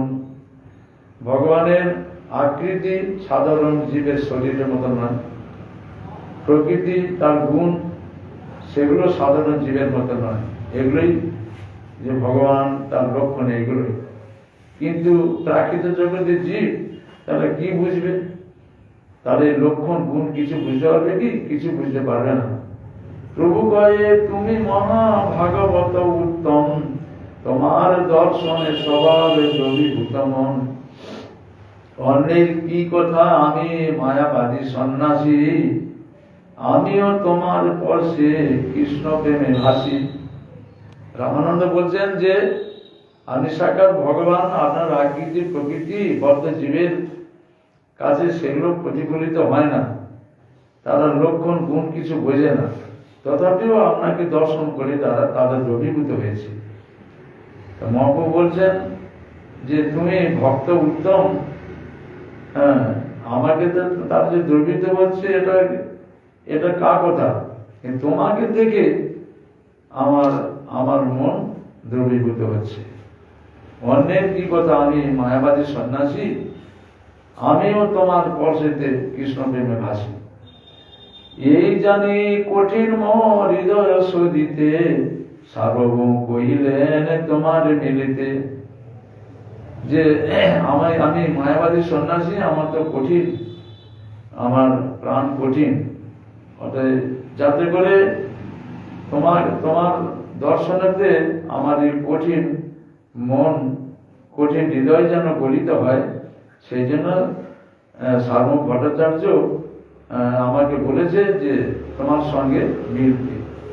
এই মতো দুয়ে স্তুতি করে দুয়ার গুণ, দুয়ে দুহার দর্শনে আনন্দিত মন। ভক্ত আর ভগবান পরস্পরের মধ্যে।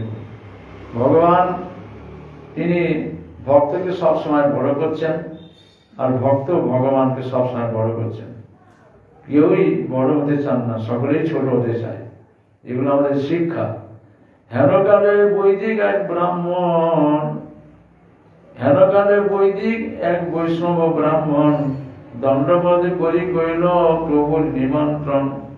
এরকম রায় রামানন্দ আর শ্রীমান মহাপ্রভু দুজনে এই সমস্ত সব পরস্পর সঙ্গে দৈনোক্তি স্তুতি গুণ বিচার টিচার করছেন, শাস্ত্র আলোচনা করছেন।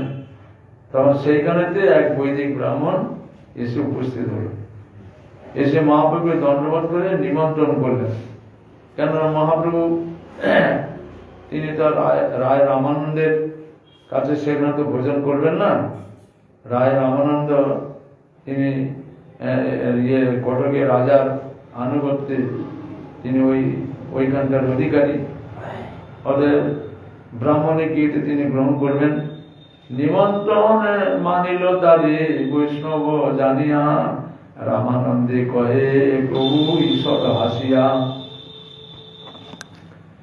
তোমার মুখে কৃষ্ণ কথা শুনিত হয় মন, কোন কি পাই যেন তোমার দর্শন।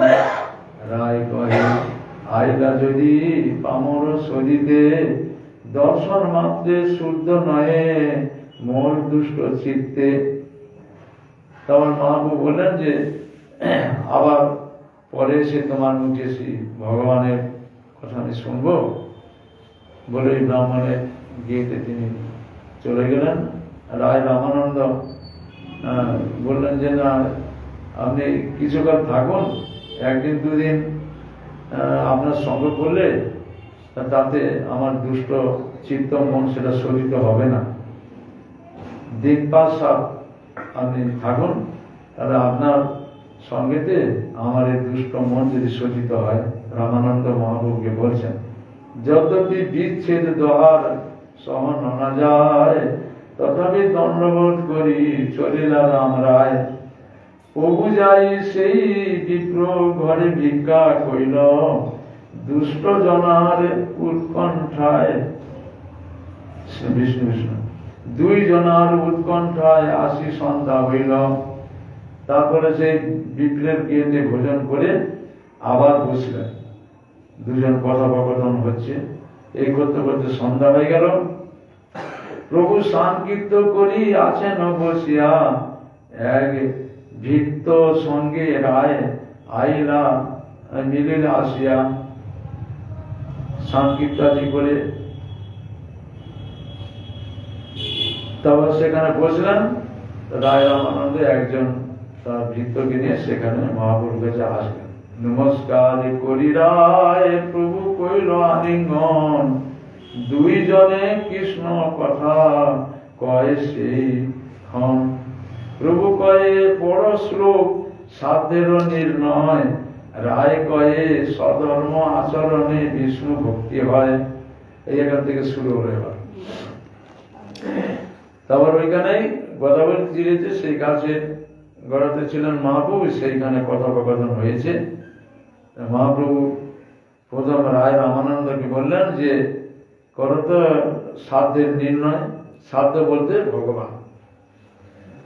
সাধ্য সাধন করিয়া যে বস্তুকে পাওয়া যায় তাকে সাধ্য বস্তু বলে। আর সাধ্য বস্তুকে পেতে হলে যা করা হয় তাকে সাধন বলে।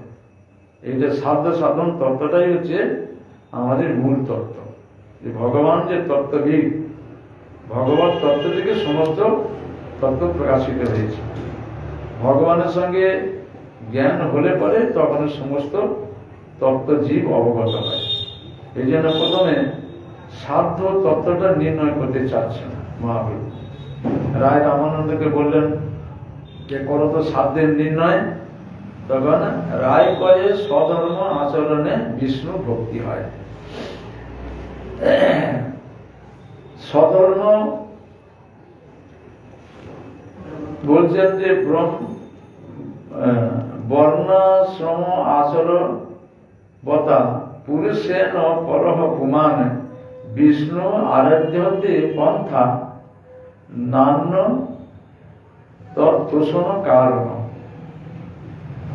যে পরমেশ্বর বিষ্ণু বর্ণ ধর্ম আশ্রম ধর্মের আচারযুক্ত পুরুষ কর্তৃক আরাধিত হন। বর্ণাশ্রম আচার ব্যতীত তাহাকে পরিতুষ্ট করিবার অন্য কোনো কারণ নাই। এই তাৎপর্যটা বলছেন, খুব মনোযোগ দিয়ে শুনতে হবে যে ভগবানকে পরিতুষ্ট করাই হচ্ছে সাধ্য তত্ত্ব। সাধ্য তত্ত্ব ভগবানকে পরিতুষ্ট করা। মানবগণ স্বীয় স্বীয় স্বভাব অনুসারে নির্ণীত বর্ণ ধর্ম ও অবস্থান অনুসারে নির্ণীত আশ্রম ধর্ম পালন করিলেই ভগবান বিষ্ণু সন্তুষ্ট হয়। ব্রাহ্মণ, ক্ষত্রিয়, বৈশ্য, শূদ্র এই 4 বর্ণ প্রতি বর্ণের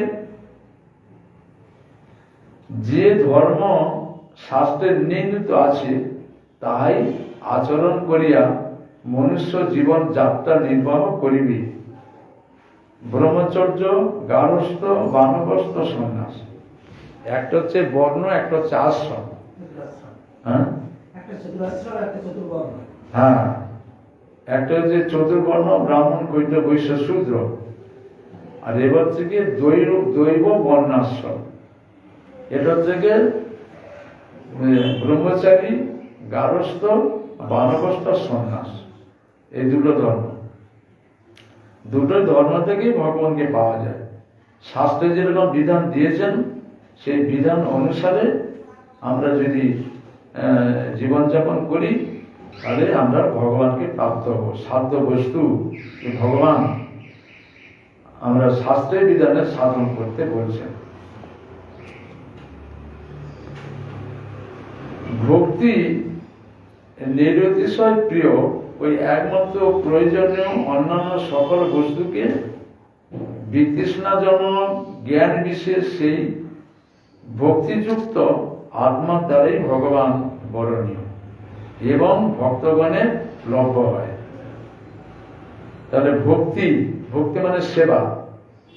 যেমন গার্হস্থ ভক্তদের, গার্হস্থ আশ্রমেতে যে ব্রাহ্মণ, ক্ষত্রিয়, বৈশ্য, শূদ্র, এই চারি যে বর্ণাশ্রম, এদের ধর্ম আর যে দৈব বর্ণাশ্রমের ধর্ম, যে দুটোই ধর্ম, দুটো ধর্মেতে আমাদের যে ভক্তি নিরতিশয় প্রিয়, একমাত্র ভজনীয় অন্যান্য সকল বস্তুতে বিতৃষ্ণাজনক জ্ঞান বিশেষ সেই ভক্তিযুক্ত আত্মার দ্বারাই ভগবান বরণীয়।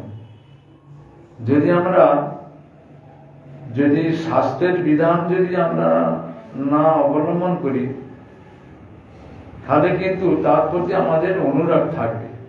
কিন্তু যখন শাস্ত্রের বিধান আমরা করব তখন এই সব ধর্মের প্রতি আমাদের বিতৃষ্ণা আসবে, বিরাগ আসবে। কথা বুঝতে পারছেন? শাস্ত্রের বিধানে করলে তাহলে বিরাগ আসবে। শাস্ত্র কি বলছেন সেই বিধানে করতে হবে। সেই ভক্তিযুক্ত আত্মার দ্বারাই ভগবান বরণীয়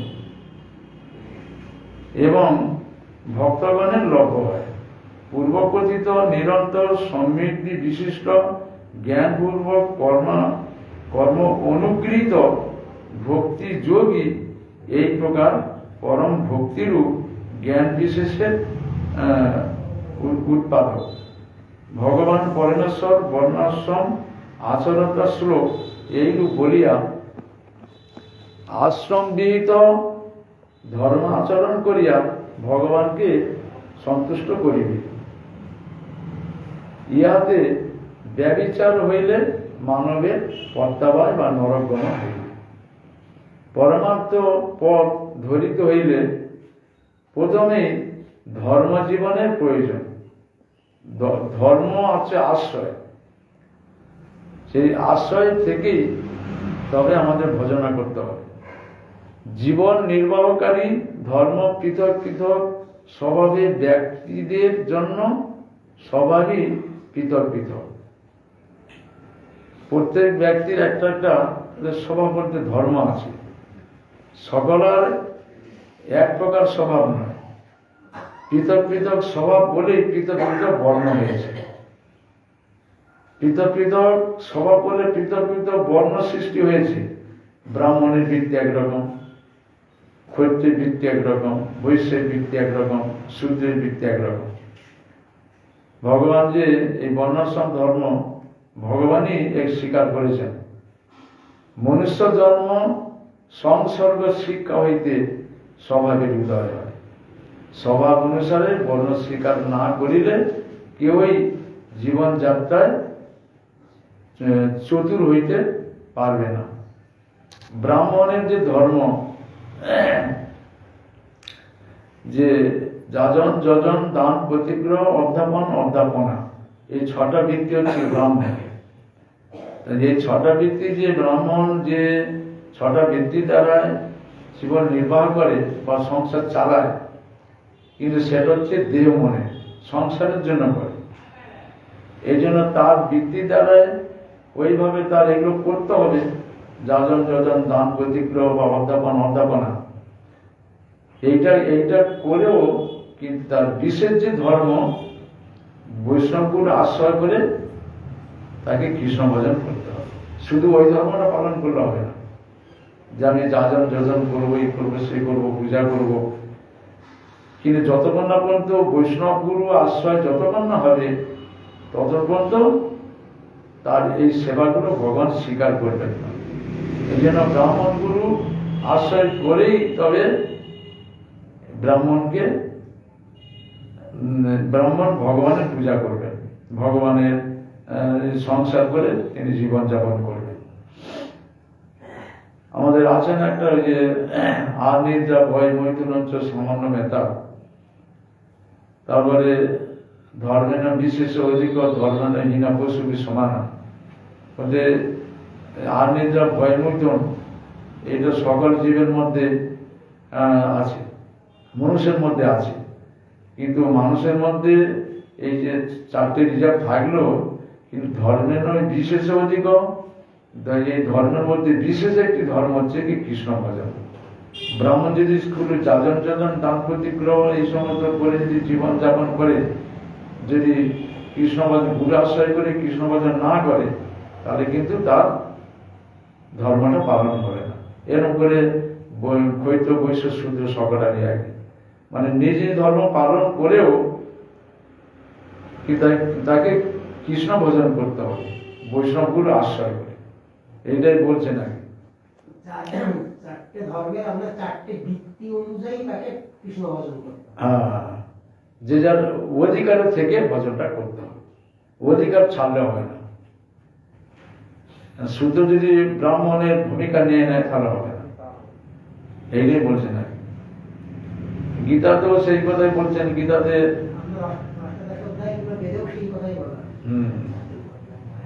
এইটাই বলা আছে। গুণকর্ম বিভাগ সব গুণ কর্ম অনুযায়ী বিভাজন করেছে, বর্ণ বিভাজন করেছে তার গুণ অনুযায়ী। যে যেরকম গুণের অধিকারী তাকে সেই বর্ণেই বলা হবে, যে কোনো কুলে জন্মগ্রহণ করলো না কেন, তার গুণটা নিয়ে বিচারটা হবে শাস্ত্রে। সেই বলছেন যে এরকম ধরনের যে ব্রাহ্মণ ক্ষৈত্র বৈশ্য শূদ্র তারা নিজ নিজ ধর্ম পালন করেও যদি বিশেষ ধর্ম যে কৃষ্ণ ভজন করা তাই করতে হবে। যদি না করে তাহলে পুরো বলে দিয়েছে যে এই সমস্ত যদি শাস্ত্রের বিধানটা না মানে তাহলে তাকে নরকগামী হতে হবে। আর আর যে ব্রহ্মচারী, গারস্থ, বানপ্রস্থ এবং সন্ন্যাস, এই যে ধর্ম, এই ধর্মকে বলতে একই, যে সন্ন্যাসী তিনি চতুর্দশম হয়ে তিনি যদি কৃষ্ণ ভজন না করে তাহলে তারও একই গতি হবে। অতএব এইটা জানাচ্ছেন বর্ণের বা আশ্রমের মধ্যে থেকে নিজ নিজ ধর্ম পালন করে তার বিশেষ যে ধর্ম একটা আছে সেইটাই ভগবত ভজন, সেটা করতে হবে। যদি না করে তাহলে দিতে হয়ে যাবে, সব নরকগামী হবে। এইটা বলছেন যে প্রভু কয়ে, এই জন্য প্রভু বললেন, যখন বললেন যে স্বধর্ম আচরণে বিষ্ণু ভক্তি হয়, এই জন্য মহাপ্রভু বললেন না, স্বধর্ম বলতে নিজের ধর্ম, এটা দেহ মনের ধর্ম। সংসারে যে ধর্মটা পালন করে সেটা দেহ মনের ধর্ম। অর্থাৎ এই দেহ মনের ধর্ম ব্রাহ্মণ ক্ষত্রিয় বৈশ্য শূদ্র এদের সকলেরই দেহ মনের ধর্ম। এই ধর্ম পালন করলে বিষ্ণু ভক্তি হবে না। তোমার রায় রামানন্দ বললেন তাহলে কি কৃষ্ণের পরমার্পণ এই শব্দ সার, তা ঠিক আছে, সংসার ক্ষেত্রে তো কর্মক্ষেত্র, সেখানে দেহ মানে ধর্ম, কর্ম না করলে দেহ চলবে না। মহাপ্রভু পরমেশ্বর শ্রীকৃষ্ণ অর্জুনকে বলেছে, হিয়ন্ন বর্তন যত কর্ম নিতন্দ্রিত মম বর্তন বর্ততে মনুষ্য সর্বস্ব। আমি যে কর্মে যদি উদাসীন থাকি তাহলে কর্ম কেউ করবে না, সেই জন্য আমাকে কর্ম করতে হয়। যদি আমি না করি কেউ করবে না, তাহলে জগৎ চলবে কি করে? তো সেই জন্য কর্ম আমাকে করতে হয়, কিন্তু সেই কর্মটা যদি আমরা যদি অর্পণ করে দিই কৃষ্ণতে, এইটাই বলছেন আর কি। হ্যাঁ, কর্মার্পণ, কৃষ্ণতে কর্মার্পণ করলে তো এই শব্দ সার। তখন রায় মহাপ্রভু বলছেন যে না, এব বাহ্য আগে কহা। কর্মার্পণ করলে এবার কি বলছেন, যত করসি যত অশ্নাসি যত জুয়সি দদাতি যত, আর যত তপস্যাসি কুঞ্চ তৎ কুরুষ মদার্পণম। গীতায় বলছেন, হে হে কুন্তেও, যাহাই ভক্ষণ করো, যাহাই হবন করো, যাহাই দান করো এবং যে তপস্যাই করো, সেই সমস্তই আমি কৃষ্ণ আমাকে অর্পণ করো। যা কিছু করো না কেন আমাকে অর্পণ করো সব। তখন মহাপ্রভু বলছেন ইহ বাহ্য আগে কহার। তাহলে এটা বলছে কেন, যে রায়ের প্রথম উত্তরে বর্ণাশ্রম ধর্ম অন্তর্গত কৃষ্ণ আরাধনাকে সাধ্য বলিয়া নির্দিষ্ট হওয়ায় প্রভু তাহাকে বাহ্য বলিয়া তাহার প্রশ্নের যথার্থ উত্তর দিবার জন্য সামান্য বর্ণাশ্রম ধর্মের অপেক্ষা তৎ উৎকৃষ্ট যাহা আছে তাহা বলিতে আজ্ঞা দিলেন। তাহাতে রায় উত্তর করলেন, এই বর্ণাশ্রমগত সকল কর্মে যদি কৃষ্ণকে অর্পণ করি, তাই কি সকল শব্দের সার বলিয়া উক্ত হইবে? তখন ভগবান বললেন, না, ইহ বাহ্য। আমি যে কর্মটা করছি সংসারের জন্য, আমার জন্য, আমার শরীর থেকে যারা উৎপত্তি হয়েছে আত্মীয় বন্ধু, তার জন্য করছি। তাহলে এই কর্মটা যদি ভগবানকে অর্পণ করি, তাহলে কি আমার ভক্তি হয়ে যাবে? যে না, ভক্তি হবে না। তাহলে খিচাটা তো হবে, কর্ম থেকে মুক্তি হবে। যেহেতু যে কর্মটা আমি দেহের জন্য করছিলাম, যেটা আমার আত্মীয় স্বজন সংসারের জন্য করছিলাম, যে কর্মটা যদি আমি ভগবানের কৃতার্থী করি, ভগবানকে অর্পণ করি, তাহলে আমি কর্ম থেকে মুক্তি হব। তাহলে ভক্তি হবে না। ভক্তি এখন পেতে হলে অনেক দেরি আছে। আপাতত নিষ্কাম হলাম, সেই জন্য বলছে যে না, এ তো ভক্তি হবে না, এও বাহ্য আগে কয়া। রায় কয়ে জ্ঞান মিশ্রা ভক্তি শব্দ সাত। জ্ঞান মিশ্রা, এবারে জ্ঞানের কথা বলছে। কর্ম কেন? কর্মেতে এইভাবে কর্মটা অর্পণ করলেও কিন্তু আমরা এখন ভক্তি লাভ করতে পারবো না। কর্মটাই অর্পণ করলাম, কর্মে থেকে কিছু অনাসক্ত হব, কিন্তু ভক্তি পাওয়া যাবে না। তখন বলছে জ্ঞান মিশ্র ভক্তি সাত। তখন বলছে ইহ বাহ্য আগে কয়া। ব্রহ্মভূত প্রসন্ন আত্মা নো সজ্জতি নো কাংসতি সম সর্বেষু ভূতেষু মদ ভক্তি লবাতে পারা। এটাও গীতা শ্লোক। ব্রহ্মভূত বলতে যারা ব্রহ্মজ্ঞানী, যারা ব্রহ্মজ্ঞানী তাদের বলছেন। হ্যাঁ, প্রসন্ন আত্মা নো সজ্জতি নো কাংসতি। তারা এই জগৎ থেকে, এই পূর্বে যে বললো কর্ম থেকে মুক্তি হয়ে যাবে, তাই এরা সংসার থেকে মুক্তি হয়ে যায়। এরা যে পরে যে বললো যে জ্ঞান মিশ্রা ভক্তির কথা কেন বললো, কৃষ্ণ অর্পণের পরে জ্ঞান মিশ্রা ভক্তির কথা বলছেন। মানে কর্মটা ভগবানের চরণে অর্পণ করলে এইটা হয়, কর্মে থেকে মুক্তি হয়ে গেল, সংসার মুক্তি হয়ে গেল। তাদের অবস্থাটা কিরকম? প্রসন্ন আত্মা। তাদের আত্মাটা প্রসন্ন হয়ে যায়, আর তাদের কোনো শোচনা অনুশোচনা থাকে না, এবং কাঙ্ক্ষতি কোনো কামনা থাকে না। নো কাঙ্ক্ষতি সম সর্বেষু ভূতেষু মদ ভক্তি লবাতে পারা।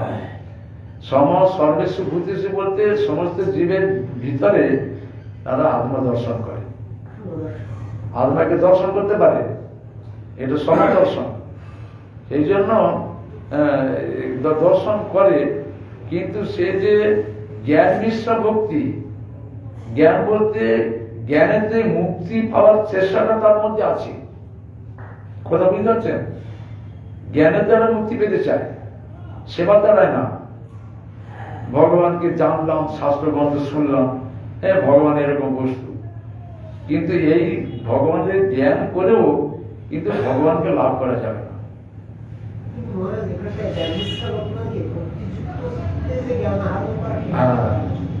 এটা জ্ঞান প্রধান ভক্তি, জ্ঞানটা প্রধান, মানে জ্ঞানের ভাগটা বেশি, ভক্তিটা কম। ভক্তি আছে, মিশ্রিত আছে, জ্ঞানও আছে, ভক্তিও আছে। যেরকম আমরা যেরকম ভিতরে সংসারও আছে আর ভগবানের সেবা করছি, দুটোই আছে, এক সংসার থেকে মুক্ত হতে পারছি না। আমাদের যে চিন্তা হচ্ছে চিন্তা হচ্ছে, কেবল ভগবান চিন্তা হচ্ছে কি হচ্ছে না। এখন আমরা যে দুদিকে আছি, ততটা শক্তি তো আমরা, এদিকেও ভোগের পিপাসা আছে, সেবারও বৃত্তি আছে, সেবা করছি, ভোগের বৃত্তিও আছে, দুটো থাকলে হবে না। যত আমরা সেবা বৃত্তিতে এগিয়ে যাব, তত ভোগটা আস্তে আস্তে কমে আসবে। তাই বলছে জ্ঞান মিশ্রা ভক্তি বলতে যে ভগবানের জ্ঞান করে মুক্তি পাওয়ার ইচ্ছা আছে এবং তার এই ভক্তিও আছে, এই দুটো থাকলে হবে না। যারা মায়াবাদী, ব্রহ্মভূত বলতে যারা ব্রহ্মজ্ঞানী, ব্রহ্মজ্ঞানীকে ব্রহ্মভূত বলে। সমাজ হয়ে গেছে নাকি? হ্যাঁ, হয়ে গেছে। আচ্ছা আচ্ছা, অনেক অনেক পারি এই এখন দেখা যাচ্ছে না। আচ্ছা, এইটুকু বলে শেষ করবো। খুব মানে কঠিন ব্যাপার তো। হ্যাঁ, সেবাটা যখনই করবো তখন যেরকম ব্রজভাবেতে ভগবানের সেবা করতে গিয়ে তাদের কোনো সুখের চেষ্টা নাই, সেই অবস্থাটা হচ্ছে গিয়ে ভক্তি। আমার কোনো সুখের চেষ্টা থাকবে না, কেবলই ভগবানের সুখ দেওয়া, আমার সুখের চেষ্টা থাকবে না, শরীরের দিকে কোনো লক্ষ্য থাকবে না।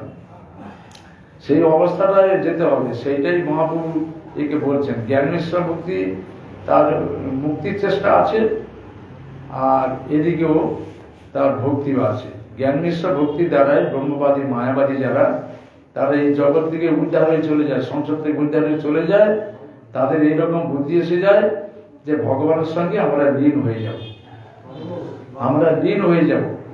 তাহলে কি হবে? সংসার যে তিতাব যাবে ভোগ করতে হবে না, তাহলে মুক্তি হয়ে গেল। এটা সংসার মুক্তি চায়। সংসার মুক্তি কি করে হয়ে যাবে? ভক্তি থেকে তো মুক্তিটা হবে, কিন্তু সেটা সেবা না করে নিজে নিজে ভগবানের জ্ঞান করে মুক্তি পেতে চায়। এ দ্বারা হয় না। ব্রহ্মবাদী যারা মায়াবাদী, তাদের আর বেশি নিন্দা করেছেন ভগবান। কেননা তারা যারা সংসার থেকে মুক্ত হয়ে যারা ভগবানের লীন হতে চায়, মানে ভগবান হয়ে ভোগ করতে চায়, এই তাদের হচ্ছে অপরাধ।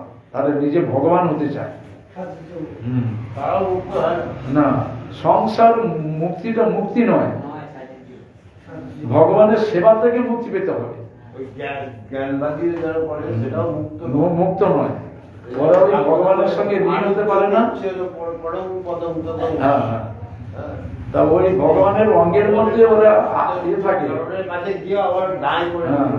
ভগবানের অঙ্গের মধ্যে ওরা লিপ্ত হয়ে থাকে। আবার যখন সৃষ্টি কার্য হয়, আবার সেখান থেকে আবার পড়ে যায়। অর্থাৎ তারা এরা মুক্তি হয়েছে বলে মনে করে, কিন্তু এরা মুক্তি হতে পারে না। তাই বলছেন জ্ঞান মিশ্রা ভক্তি এও বাহ্য আগে করা। বর্ণাশ্রম চতুরাশ্রমের পথকথা নিয়েছে, ভাগবত পড়লে ওইটার দরকার নেই। ভাগবত পড়েই সবাই করো ধর্ম যত মুক্তিরত সবাই যদি অপ্রতিহত বসে, মানে বর্ণাশ্রম ধর্ম পালন করেও তার যদি ভক্তি না হয়, তাহলে পণ্ডাশ্রম। আমার বর্ণাশ্রম ভুলে যেতে হবে, শুধু ভগবানকে মনে রাখতে হবে। খুব কঠিন ব্যাপার তো, একটু দেরি হবে আর কি, মানে সব বোঝানো করে সেবা আর বিধি নিষেধের বিরোধ হবে না। কঠিন সততম বিষ্ণু বিভর্তম না যাচ্ছে সর্বে বিধি নিষেধ একটাই বিধি আর একটাই নিষেধ। বিধি হচ্ছে ভগবানকে মনে রাখো, নিষেধ হচ্ছে ভগবানকে ভুলো। এই হচ্ছে বিধি সর্বোপরি বিধি। এইটাকে এই বিধি পালন করলে সব বিধি পালন হয়ে যাবে।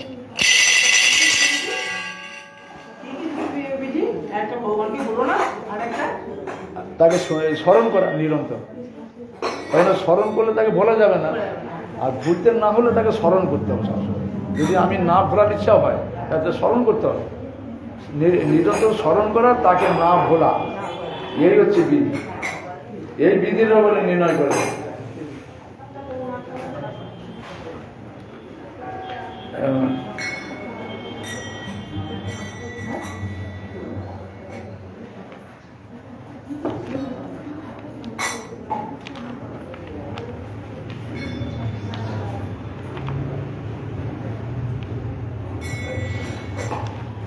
হরে কৃষ্ণ হরে কৃষ্ণ। সর্বস্ব তোমার চরণে সতিয়া পড়েছি তোমার ঘরে। সর্বস্ব তোমার চরণে সতিয়া পড়েছি তোমার ঘরে। আর তুমি তো ঠাকুর তোমার বলিয়া জানো মোরে। তুমি তো ঠাকুর তোমার বলিয়া জানো মোরে। মারি বাঁধিয়া নিকটে বাঁধিয়া আমারে কালিবে রইব তোমার দ্বারে। বাঁধিয়া নিকটে আমারে কালিবে রইব তোমার দ্বারে। প্রদীপ গানে আসিতে না দিব রাখিব ঘরের কানে। প্রদীপ গানে আসিতে না দিব রাখিব ঘরের কানে। তব নিজ জন প্রসাদ দিয়া উচিত রাখিবে যা।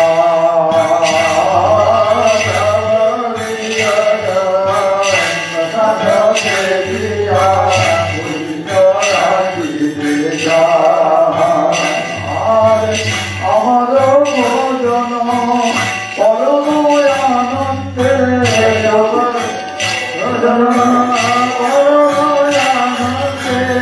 প্রতিদিন হবে তাহা, প্রতিদিন হবে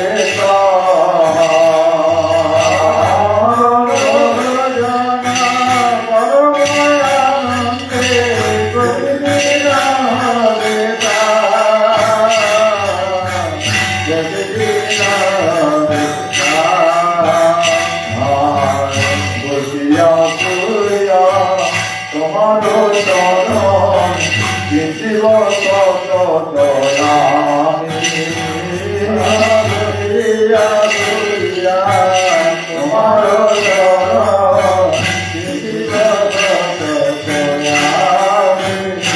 আরে নাচিতে নাচিতে নিকটে যাইব যখন যাচিবে তুমি। আরে নাচিতে নাচিতে নিকটে যাইব যখন যাচিবে তুমি। আর নিজের প্রথম তবু না ভাবিব রইব ভাবের ঘরে।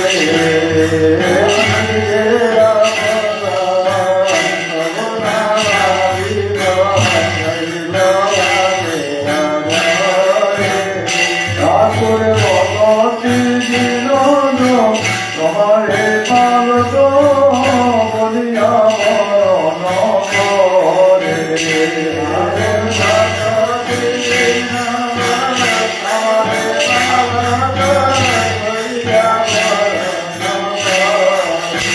হরে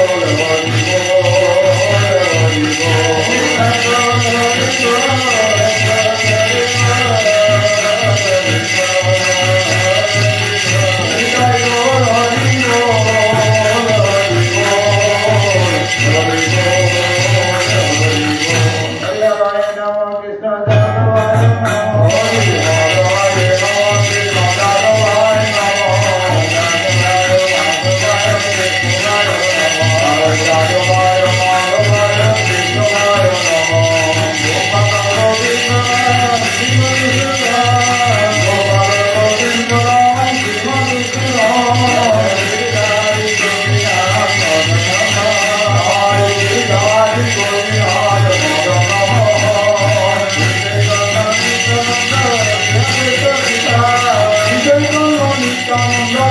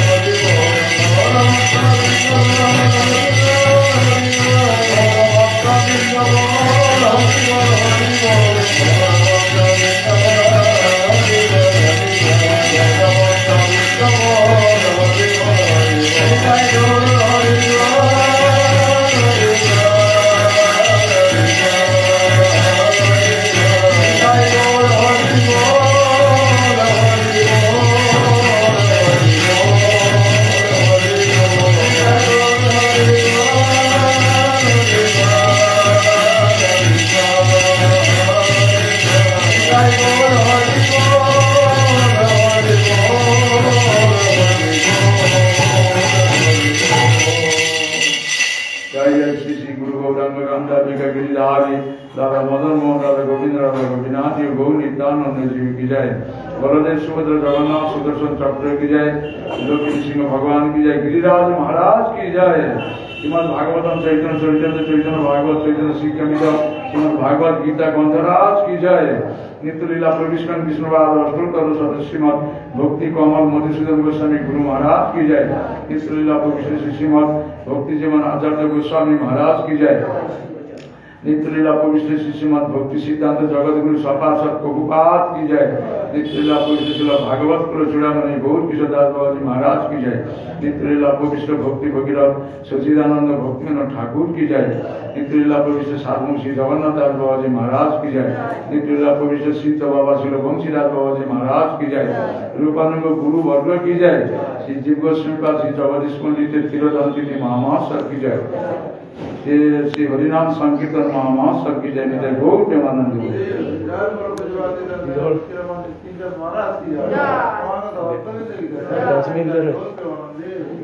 10 মিনিট লেট হয়ে গেছে।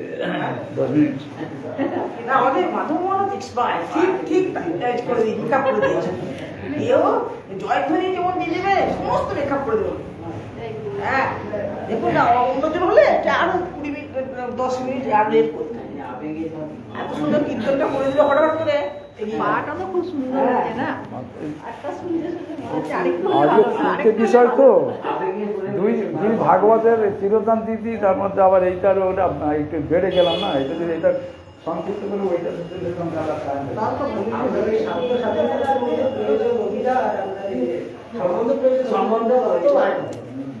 আগে সম্বন্ধ করতে আগে গুলি চাল আশ্রয় করতে হবে। গুলি চাল আশ্রয় করতে হবে। বন্ধ করতে জানো।